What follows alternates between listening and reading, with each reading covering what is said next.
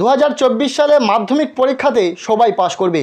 সকল মাধ্যমিক পরীক্ষার্থীদের জন্য রয়েছে বিরাট বড় সুখবর। মাধ্যমিক পরীক্ষাতে কি সবাইকে পাশ করিয়ে দেওয়া হয়েছে? কোনো সাবজেক্টে যদি 15-র কম নম্বর পায় তাহলে সেই স্টুডেন্ট কি পাশ করে যাবে সেই সাবজেক্টে? এর পাশাপাশি কোনো একটি সাবজেক্টে যদি স্টুডেন্ট ফেল করে যায় তাহলে কি পাশ করবে? 2024 সালের মাধ্যমিক পরীক্ষার রেজাল্ট প্রকাশিত হতে চলেছে 2 মে সকাল 9টায় এবং ওয়েবসাইটে ছাত্রছাত্রীরা তাদের রেজাল্ট জানতে পারবে সকাল 10টায়। 2 মে সকাল 10টায় প্রত্যেকটি ছাত্রছাত্রীরা তাদের ফলাফল জানতে পেরে যাবে।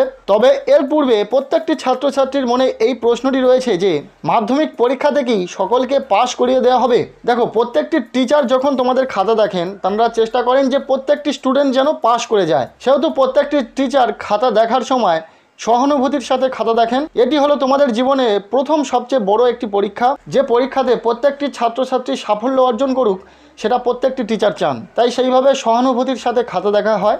এবার কোনো স্টুডেন্ট যদি প্রত্যেকটি পরীক্ষা ভালো দিয়েছে কিন্তু কোনো একটি পরীক্ষা খারাপ হয়ে গেছে, তার পরীক্ষার ফলাফল এমন একটি জায়গায় দাঁড়িয়েছে যে সে পাশ করা থেকে 2 নাম্বার অথবা 3 নাম্বার কম পেয়ে যাচ্ছে, অর্থাৎ সেই স্টুডেন্টই সেই সাবজেক্টে কিন্তু পাশ করতে পারবে না।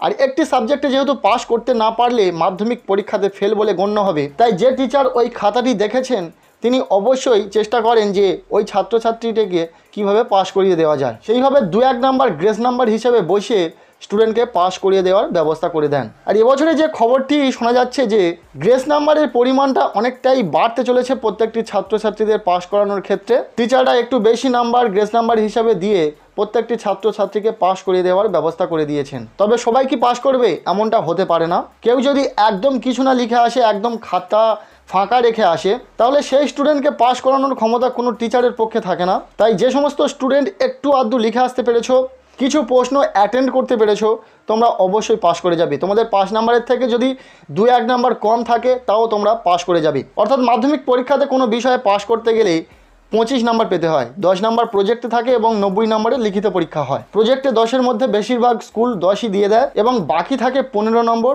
যেখানে কোনো স্টুডেন্ট যদি 15 না পেয়ে 13 অথবা 14 নম্বর পায় তাকেও পাশ করে দেওয়ার ব্যবস্থা করে দেওয়া হয়েছে 2024 সালের মাধ্যমিক পরীক্ষাতে। প্রত্যেকটি পরীক্ষার্থীর জন্য শুভ কামনা রইল, প্রত্যেকের রেজাল্ট খুব ভালো হোক। রেজাল্ট চেক করার পর কেমন কি রেজাল্ট হলো অবশ্যই কমেন্টের মাধ্যমে জানাতে ভুলো না।